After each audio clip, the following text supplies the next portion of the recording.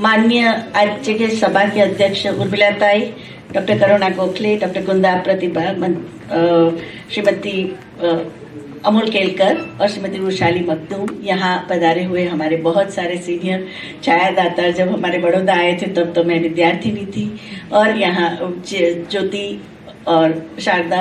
बम्बई में जब मैं पहली दफ़ा आई 1977 में, सबसे पहली जिन्होंने मुझे बहुत प्यार से मेरे पे भरोसा किया वो थे श्री मुक्ति संगठन के कार्यकर्ता। ऐसे ही मे डे का दिन था, बहुत सारे उसमें सुन रहे थे वो लोग, महाराष्ट्र के बाहर के सुनने वाले थे मजदूर लोग। और तभी किसी ने बोला कोई हिंदी में बोल सकता है क्या, तो मैंने हिंदी में मे डे की महत्व का समझाया। उसके बाद कुमार केतकर ने कहा यही चीज़ मुझे अंग्रेजी में लिख के दो, मैं इकोनॉमिक टाइम्स में छापूंगा। और उसी तरह 10 साल तक मैं इकोनॉमिक टाइम्स में लेबर इकोनॉमिक्स और महिलाओं के सवाल पे लिखती रही। तो मेरा बहुत गहरा नाता है। आज जब हम कह रहे हैं, मुझे एक तरह से बहुत अच्छा लग रहा है कि जब 1991 के बाद नई आर्थिक योजना आने के बाद ऐसे बृहद अर्थशास्त्र के सवाल को लेके, या तो हमारी सामाजिक आंदोलन में ये सामाजिक, राजकीय, सांस्कृतिक पहलू के 50 वर्ष का लेखा जोखा, इस प्रकार की चर्चाएं नहीं हुई है। हम इतने छोटे छोटे हमारे जो भी समस्याएं हैं, इश्यूज है, उसको लेके ही बात करते हैं। तो आज मैं पहले तो ये कहना चाहूंगी कि पहले जब हम 1974 से 84 का दायका देखते हैं तो एक तो बहुत हमारी नज़र में आता है वो रेलवे की स्ट्राइक, जिस तरह से हम लोगों ने उसके सॉलिडारिटी की थी। लेकिन साथ में वो भी याद रखना है कि उस वक्त जो भारत सरकार ने वर्ल्ड बैंक के साथ जो करार किया कि अभी जो भी पब्लिक सेक्टर की या नई नौकरियां होगी उनमें कैजुअल लेबर लेंगे, और इसकी सबसे बड़ी शिकार औरतें हुई।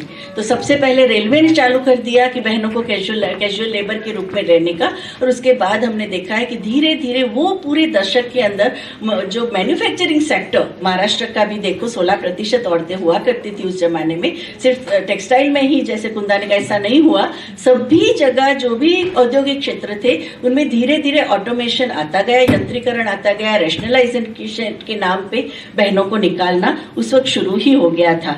दूसरी एक बात कि जो आज जो हम देखते हैं तो औद्योगिक उत्पादन, वो जब हम आए थे तब औद्योगिक उत्पादन में महाराष्ट्र नंबर 1 था।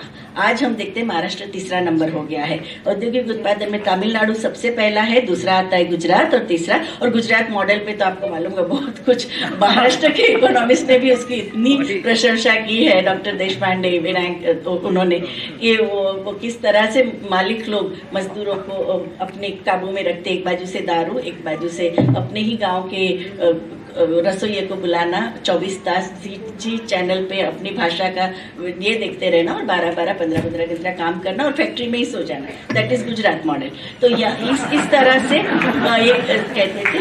तो और इस पे काफी लिखा भी गया है, और गुजरात के उद्योगपति सरेआम फ्लाइंग रानी के चेयरकार में बात करते हैं हम कितने सफल हो गए। तो दूसरी एक बात जो आ जाती है कि महाराष्ट्र पहला ही राज्य था कि जिसने महिला आर्थिक विकास महामंडल 1975 में बनाया, और उसमें हम देखते हैं कि जिस तरह से ग्रामीण और शहरी बहनों को के साथ आर्थिक सवालों पे लेके काम किया। 1976 में 1974 में जो कानून आया, समान वेतन का कानून, जिसमें तीनों भाषा आ जाती, समान वेतन, समान व्यवहार और समान अवसर। जब आप कोई भी मालिक ऐसा नहीं कह सकता आप औरत है इसलिए मैं आपको नौकरी में नहीं लूंगा। तो इसके भी पहले जो केसेस आए वो बम्बई की कोर्टों में आए, लेबर कोर्ट में भी आए, हाई कोर्ट में ऑड्री का जो सवाल, जो ऑड्री रेबेरो का सवाल कि जिन्होंने मल्टीनेशनल कंपनी ने कह दिया कि आपको हम प्रमोशन नहीं देंगे, और उसकी वजह से हम देखते हैं कि बहुत एक नई चेतना उस कालों में हुई थी। दूसरा कि बम्बई में उस वक्त बहुत बड़ा मोर्चा, कल सुमन कात्रे जी की गाना सुना, उसी वक्त हमको याद आता है कि बहनें जो व्हाइट कॉलर जॉब में थी, सेक्रेटरी या तो ये ऑफिसों में काम करने वाली, वो बहनों ने we want husband, we want job, हमें नौकरी चाहिए, हमें पति चाहिए, ऐसा मोर्चा, बहुत बड़ा मोर्चा। वो बहनें एकदम फैशनेबल थी, बड़े हाथ में पर्स, और कल जो कहाँ चली हो मिस मैरी गा रहे थे वैसी बहनें थी। क्योंकि कोई भी औरत अपना मालूम पड़ा कि ये शादी करने वाली है तो उसको तुरंत उसको काम से इस्तीफा देने के लिए मालिक लोग मजबूर करते थे। एयर इंडिया में भी ऐसा ही था, एयर होस्टेसेस के साथ। तो हम लगता है कि यहाँ वो दशकों में बहुत सारे ऐसे संघर्ष हुए, कई किस पे भी कोई किसी पे लिखा गया है, किसी पे नहीं लिखा गया है। दूसरी एक बात जो आ गई कि वो उत्पादन क्षेत्र में अनौपचारिकता बढ़ने लगी कि बहनें यूनियन में न जाए और असंगठित क्षेत्र में हम उनको लेंगे, आपको हम हंगामी रूप से काम लेंगे, तो ये भी शुरू हो गया। आज हम जो आंकड़ेबारी देखते हैं और एक ही संस्था है कि जिसने महाराष्ट्र के जो स्टेट वाइज फैक्टशीट दी है, उसका नाम है आईवेज नाम की जो संस्था है क्रिया यूनिवर्सिटी की, उन्होंने महाराष्ट्र की जो आंकड़ेबारी दी कि आज भी आप देखोगे तो एग्रीकल्चर के महाराष्ट्र की कृषि में 100 में से 77 महिला कामगार कृषि में है, माइनिंग में 7 बहनें हैं, मैन्युफैक्चरिंग में जो उत्पादन क्षेत्र में मैंने कहा बहुत कम हो गए, 60 साल के अंदर ही कम हो गए, गांव में 6 और शहर में 12 है। इलेक्ट्रिसिटी वाटर में तो 1% से भी कम है। कंस्ट्रक्शन में भी अभी कम हो गया, कंस्ट्रक्शन में भी बहुत मैकेनाइजेशन आया है, तो वहां भी 2% कम हो गए हैं। और ट्रांसपोर्ट और कम्युनिकेशन में 8% शहर में है और 6.8% गांव के अंदर है। तो हम ये कहते हैं कि दूसरी एक बात, महाराष्ट्र का जो वर्ग श्रम शक्ति है, महिला श्रम शक्ति है, उसमें हम देखें तो जिसको कोई भी कॉन्ट्रैक्ट नहीं मिला है, काम पे आ जाना ऐसा कह दिया है, ऐसी 76%, 100 में से 74 बहनें ऐसी है कि जिसको कॉन्ट्रैक्ट नहीं है, जिसको सोशल सिक्योरिटी नहीं है कि आपको प्रोविडेंट फंड या तो सिक लीव या तो मेडिकल एड नहीं है, ऐसी 43% बहनें हैं, 43% है। जिसको पेड लीव नहीं है, ऐसी बहनें 100 में से 47 है। आज आपको लेबर पेन भी होता है, आपको बच्चा भी आने वाला है, आप नहीं आए तो आपकी नौकरी गई समझो, क्योंकि ये भी वो नहीं है। जनरल सुरक्षा अपने आप पे है और मालक लोग को उसकी नहीं पड़ी है जनरल सुरक्षा, वो सरकार ने मातृत्व मृत्यु दर कम करने के लिए रखा है, तो ये है। और दूसरा कि विमेन जो कैजुअल एम्प्लॉयमेंट में बहनें हैं, 100 में से 43 औरतें हैं जो कैजुअल, जिसको कभी भी निकाला जा सकता है, कभी भी रख सकता है, कल से आना बंद कर दो ऐसा कह सकते हैं।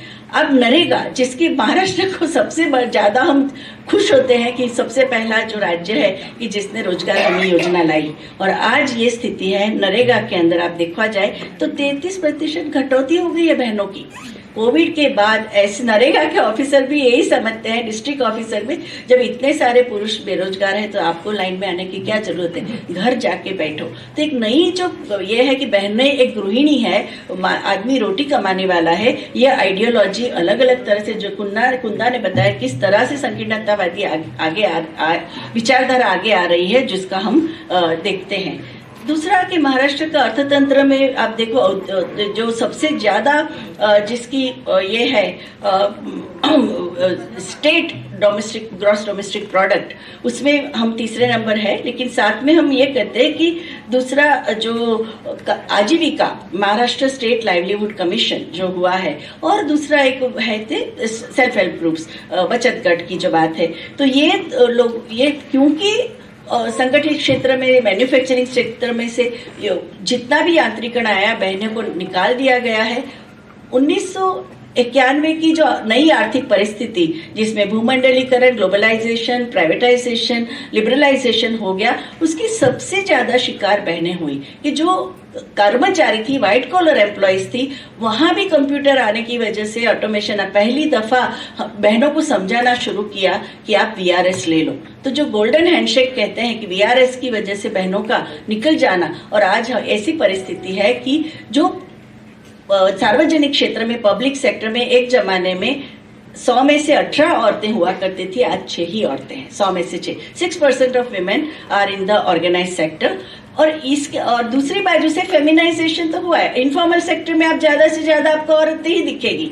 और ऐसी परिस्थिति के धारावी में हो या जोगेश्वरी में हो कि कोई भी बस्ती में हो, ऐसी हालत की बहन कमा रही है, पत्नी कमा रही है, बूढ़ी माँ कमा रही है, और पुरुष घर पे हैं क्योंकि उनको नौकरी से, फैक्ट्री वगैरह में से निकाल दिया गया है। उनको अपना पैसा बहन से मांगना पड़ता है, पत्नी से मांगना पड़ता है, बेटी से, बहू से मांगना पड़ता है। और इमैस्क्यूलेशन, पुरुषों को पास पैसा न होना, उसका जो खुन्नस, वो डोमेस्टिक वायलेंस। आप देखोगे एनएफएचएस की जो रिपोर्ट है, फर्स्ट, सेकंड, थर्ड, अभी 5 राउंड आ गए। 5 राउंड में क्यों इतना ज्यादा डोमेस्टिक वायलेंस है? 45% था, लास्ट बोला जो कोविड के टाइम का बोल रहा है 33%। हर तीसरी औरत को मारा जाता है। तो अलग अलग कर्नाटक में सबसे ज्यादा है, लेकिन महाराष्ट्र में भी बहुत ज्यादा है।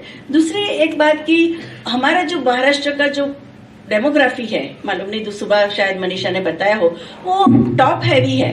पिरामिड ऐसा है, पिरामिड ऊपर से भारी है, मतलब कि ज्यादा सीनियर सिटीजन्स हैं और बर्थ रेट है 1.7। एक कपल है, एक युगल है, वो 3 कपल हम लेंगे तो 2 लोग 2 बच्चे पैदा करते हैं, 1 लोग है 1 बच्चा पैदा करता है। सो 1.7 तभी आएगा TFR। इसकी वजह से कम जवान लोगों को ज्यादा बुजुर्ग लोगों को देखना पड़ता है। हमारी वायु मर्यादा भी बढ़ गई है। कितने परिवार है कि जिसमें आप अपने माँ बाप सास ससुर को ही नहीं, आप उनके भी सास ससुर उनके माँ बाप को देख रहे हो। तो जो चाइना में हुआ था वो आज हमें दिखाई देता है कि महाराष्ट्र में भी बहुत, तो एक पूरा एल्डरली केयर, एक केयर सेक्टर है, वो बहुत ही महत्व का उसमें ये आ जाता है। और डिंग फैमिली, महाराष्ट्र में सबसे ज्यादा डिंग फैमिली है, डबल इनकम नो चिल्ड्रन। तो ये भी एक बहुत बड़ा, और आज सभी पॉलिटिकल लीडर्स वो सबको, औरतों को कह रहे हैं कि आप ज्यादा बच्चे पैदा करो। तो ये भी एक बहुत, उसका भी एक अपना अलग ही सवाल है, हम उसके एक पूरा सम्मेलन ले सकते हैं। दूसरा कि रोजगार का, स्वरोजगार की जो बात करें तो आज बहुत सरकार कूद के कह रही है हाँ स्वरोजगार बढ़ गया, महाराष्ट्र की आधी से ज्यादा औरतें स्वरोजगार है। लेकिन ये क्या स्वरोजगार कुछ आशा का किरण है? नहीं, ये ज्यादा स्वरोजगार की जो कर रहे हैं क्योंकि उन्हें नौकरी नहीं मिल रही। मेरी ही स्टूडेंट अभी HOD बन गई साठे कॉलेज की, प्रतिभा कामले ने जो पूरा PhD किया है। दलित बहनें जो पढ़ी लिखी शिकलेली बहनें हैं, उनको कहीं पे भी नौकरी नहीं मिलती, तो अपने पास अपना सोना बेच के या दोस्त से 50,000 उधार लेके या इससे किसी रिश्तेदार से या साहूकार से पैसा वो चाय का ये लगाएगी, पाँव बड़ा बेचेगी, उसको हम स्वरोजगार कहते हैं। या तो कुंभारवाड़ा में धारावी के घर की औरतें, बहनें, बच्चियां, बेटियां, वो सभी घर में काम लग जाती कि बाहर मिल नहीं रहा काम। और कोविड के बाद तुमको मालूम है डोमेस्टिक वर्क मिलना भी बहुत कठिन हो गया है मिलने का। तो ये जो सेल्फ एम्प्लॉयड है उसकी जो बात कर रहे, और अच्छी बात है कि महाराष्ट्र पॉलिसी जो अभी नई पॉलिसी आई है उसमें कहा है कि हम ज्यादा से ज्यादा वेज एम्प्लॉयमेंट लाएंगे। दूसरा, महाराष्ट्र में अनपेड फैमिली वर्क, जो बिना अवेतन काम करने वाली जो बहनें है वो है 83%। 100 में से 83 बहनें हैं कि जो काम करती है स्वरोजगार का घर के अंदर, उनको उनके लिए मैं यहाँ रसोई करना, पानी और घर का सेवा करना वो बात नहीं कर रही हूँ। मैं पानी लाना, ईंधन लाना, घास चारा लाना, खेत का काम करना, कुकुर उद्योग करना, एनिमल केयर करना गाँव के अंदर, उसकी बात करें कि ये काम से घर का रिसोर्सेज बढ़ते हैं, संसाधन बढ़ते हैं, फिर भी उनको काम नहीं है। तो एक जो ओन अकाउंट वर्कर के जिन्हें खुद के नाम पे धंधा है, खुद के नाम पे दुकान है, खुद ऐसे जो बहनें हैं वो बहुत ही कम है हमारे वहाँ। दूसरी बात कि फॉर्मल फाइनेंस, कोई भी बैंक उनको यदि वो ये धंधा शुरू भी करना चाहे, कोई भी बैंक में, कोऑपरेटिव बैंक हो या ये राष्ट्रीयकृत बैंक हो, उनको पैसे नहीं दे। क्रेडिट वर्दीनेस, इसीलिए आपको मालूम कि अन्नपूर्णा को भी अपनी बैंक शुरू करनी पड़ी, इला बैंक को भी सेवा बैंक शुरू करनी पड़ी, क्योंकि जो हमारी फाइनेंशियल इंस्टीट्यूशन है वो देते नहीं, और प्राइवेट फाइनेंशियल इंस्टीट्यूशन है वो 1 रुपये पे 4 रुपये ब्याज लेते हैं। तो इस तरह से बहनों को एक अपना रोजगार करने के लिए बड़ी पूंजी मिलना भी नामुमकिन हो गया है। और दूसरी जो एक महत्व की बात आ जाती है कि मैन्युफैक्चरिंग खुद के नाम पे जिसका है, ऐसी 100 में से जो 37 औरतें हैं जो जिनके पास खुद का धंधा है, उसके अंदर उनमें भी देखो वो मैन्युफैक्चरिंग में है, या तो छोटी छोटी चीजें बनाते हैं या तो सर्विसेज में है कि वो लोग अलग अलग प्रकार की या तो चार्टर्ड अकाउंटेंट या तो फिर वकील या तो फिर ट्यूशन देने वाली टीचर, इस तरह के हैं जो अपने आप को स्वरोजगारी कहते हैं। तो ये एक बड़ा स्वरोजगार का जो क्षेत्र सिर्फ हमारे देश में नहीं, यूरोप अमेरिका सभी जगह 2008 की जो क्राइसिस आई, आर्थिक जो मंदी आ गई, उसके बाद बहुत सारी बहनें ऐसे स्वरोजगार करना कि चलो यहाँ एक बुजुर्ग है, उनके पास घर है और मेरे पास घर नहीं है, तो ठीक है मुझे आपके घर में रहने दो, मैं आपके घर का खाना पकाऊंगी, सफाई कर। तो ये टाइप की जो इनफॉर्मल अरेंजमेंट पाश्चात्य के देशों में भी आना शुरू हो गई है। दूसरा कि जो लिंग दर है मुंबई का, उसके बारे में तो आपको बताया होगा कि भाई सुबह किस तरह से मुंबई का लिंग दर में, क्योंकि प्रवासी मजदूर ज़्यादा होते हैं, माइग्रेंट ज़्यादा होते हैं, तो ये माइग्रेशन का भी जैसे कुंदा ने बताया, साकर खेती के अंदर महाराष्ट्र में 3,70,000 लोग एक डिस्ट्रिक्ट से दूसरे डिस्ट्रिक्ट में साकर के कारखाने में काम करने को काम करते हैं। आज हमारे पहली दफ़ा हम देखते हैं कि महिला किसान मजदूर संगठन बन गया है, जिसकी शुरुआत महाराष्ट्र से हुई, लेकिन अब 18 राज्यों में मकाम नामनी संस्था का काम है और उन्होंने केस भी डाला है, इंक्वायरी भी हुई है किस तरह से जब तक आप अपना गर्भाशय नहीं निकाल देते तब तक आपको वो मालक साखर कारखाने का आपको नहीं लेने दे रहा। जोड़ी सिस्टम सभी जगह, नाका वर्कर्स में जोड़ी सिस्टम, कंस्ट्रक्शन वर्कर में जोड़ी सिस्टम, आदमी के साथ औरत होगी, दोनों मिल के जोड़ी बनाएंगे तो ही हम आपको काम पे लेंगे। और ये जोड़ी में भी आदमी ज्यादा पगार ले जाएगा, 500 मिलेगा तो 350 वो ले जाएगा, 150 औरत को देगा। तो वहां भी हम देखते हैं कि इस तरीके का वेतन में जो जिसको पे गैप कहते हैं, पे गैप सभी जगह पे है, टॉप कॉर्पोरेट जॉब से लेके असंगठित क्षेत्र में भी हमको दिखाई देते हैं। और दूसरा कि बड़ा ऑक्यूपेशन परिवर्तन जो आज से 50 साल पहले महाराष्ट्र का चित्र था, आर्थिक चित्र, उसमें बहुत बड़ा परिवर्तन आ गया है। आईटी की वजह से software technology, call centres, white collar job में भी काफ़ी ये हो गया, टेलीवर्किंग जिसपे सुजाता कोटुस्कर ने बहुत काम किया, और जो इसको कहते हैं वो साइबर कूली कहा जाता है, क्योंकि वो आप पूरा दिन कंप्यूटर पे बैठे रहो। अभी एक 38 साल की लड़की मर भी गई काम करते करते, क्योंकि उसको जरा भी ये उसके वर्क कंडीशन इतनी कठिन थी, इंटरनेशनल बैंक में काम करती थी फिर भी। दूसरा कि ट्रांसपोर्ट की जब बात आती है तो हम देखते हैं महाराष्ट्र का काफ़ी अच्छा रहा है। एमएसआरटीसी ने भी बहुत सारे मासूम और काफ़ी सारी संस्थाओं को मिलकर किस तरह से राज्य परिवहन हम बहनों को, मतलब खेत मजदूरों को, आदिवासी बहनों को, जंगलवासी और ग्रामीण बहनों को अच्छी तरह से एक जगह से दूसरी जगह जा सके, मोबिलिटी उनकी बढ़े, उसके लिए जो कदम उठाए हैं जिसको हम फिजिकल इंफ्रास्ट्रक्चर कहते हैं।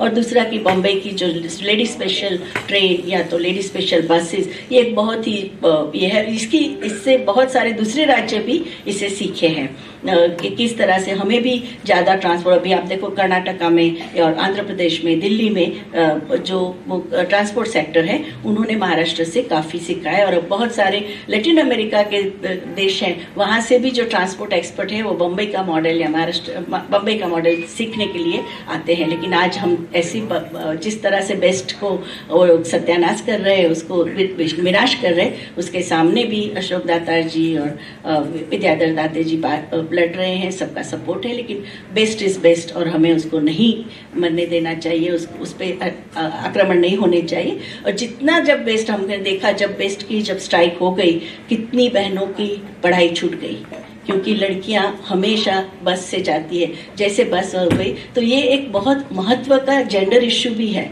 ट्रांसपोर्ट कोई न्यूट्रल इश्यू नहीं है, जेंडर का इश्यू है। जेंडर बजट में हम जब बात करते हैं सबसे महत्व की ये आ जाती है। दूसरा कि महिला उद्योजिका कहाँ कहाँ है महाराष्ट्र में।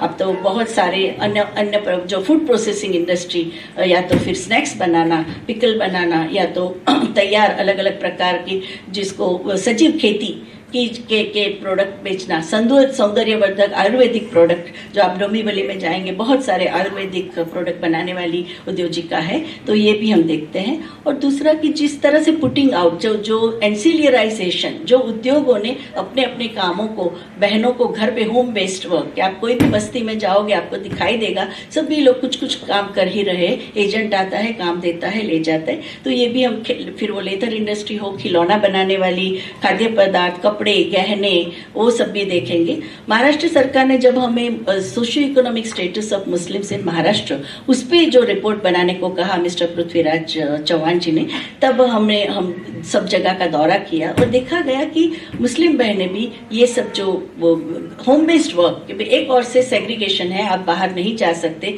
आपको पर्दे में रहना है। और जैसे मारिया मिस जी ने लेस मेकर्स ऑफ नरसापुर का स्टडी किया था 70s में, कि वो बहनें घर पे बैठ के 10 घंटे 12 घंटे लेस बनाती है, आंखों से पानी जा रहा है, उनको $2 पर मीटर मिलता है, और यही इंटरनेशनल मार्केट में $15 पर मीटर में बिका जाता है। तो वो एक जो मॉडल है वो आया। जब हमने वर्कशॉप की थी फ्रॉम फार्म टू थाली, एक खेत में जो अनाज या सब्जी या फल उगता है और वो जब आपकी थाली तक आता है, कितनी जगह से वो जाता है और कितना उसमें कौन कितना पैसा बनाता है।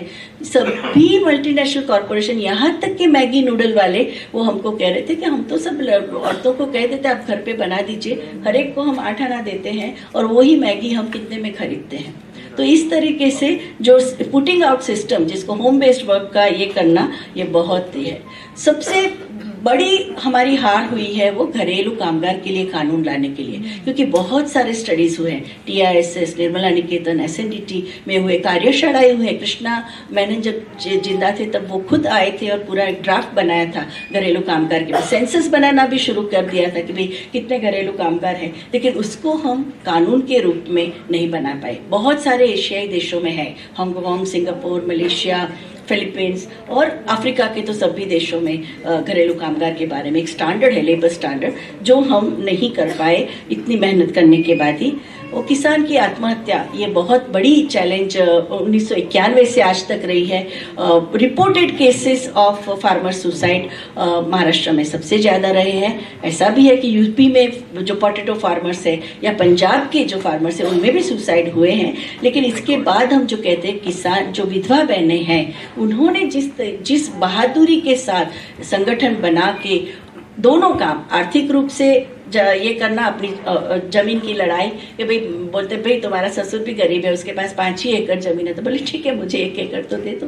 और फिर उनके बाद उन्होंने कि हम इसमें घर के लिए सब्सिस्टेंस प्रोडक्शन, हमारे घर में जो काम आएगा वो पहले करेंगे, हम लोन उधार ये नहीं करेंगे, बहुत ऑस्टेंटेशियस मैरिजेस, शादी में कर्जा नहीं करेंगे, एक दफ़ा कर्जे में आ गए तो हमको मरना ही पड़ेगा। तो इस तरीके के जो एक नई सोशल रिफॉर्म और उनका जुड़ जाना है अखिल भारतीय एकल नारी संगठन के साथ और मकाम जैसी संस्था, महिला किसान अधिकार मंच के साथ जुड़ना, ये बहुत महत्व का है। महाराष्ट्र को सबसे ज़्यादा जो चोट हुई है वो लिबरलाइजेशन ऑफ एग्रीकल्चर, जो भारत सरकार की जो नीति रही कि जिससे वॉलेटिलिटी, कि आज आपको कानियन प्याज 18 रुपये में मिलती है, कल आपको 80 रुपये में मिलती है। तो ये वॉलेटिलिटी की वजह से किसानों को बहुत सहना पड़ता है, क्योंकि हमेशा दाम कब क्रैश होते हैं, जब पीक मिलता है तभी क्रैश होते हैं।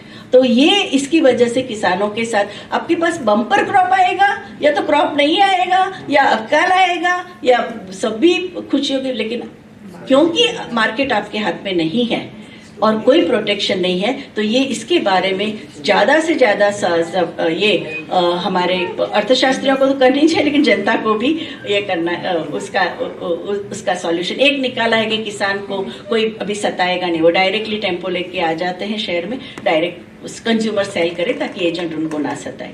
दूसरा कि वह व्यवसाय लक्ष्य कुंदा ने उसकी बात की कि काम के स्थल पर यौनिक अत्याचार, उसके बारे में बहुत बड़ा दोनों इंटरनल कमेटी की तौर से भी और जो इनफॉर्मल सेक्टर को भी ये कानून में लिया गया है, लेकिन अभी तक कोई गया नहीं। हमारी दोस्त अनघात सरपोतदार उसकी चेयरपर्सन थी, तभी भी कोई नहीं गया, क्योंकि वो डिस्ट्रिक्ट लेवल की जो कमेटी है कि जहाँ कोई भी इंसान, कोई भी वेंडर हो या तो जो किसी जगह पे नौकरी नहीं करता है, स्वरोजगार करता है, फिर भी उसको सताया जाता है। जैसे वो चौड़ी कैरी की चौड़ी आपने जो कहानी लिखी है, उस तरीके का जो होता है उसको भी हम ले सकते हैं, लेकिन इसके बारे में ज़्यादा पब्लिसिटी भी कोई ने नहीं की है और सरकार भी इसके बारे में ज़्यादा जागृति नहीं हुई है।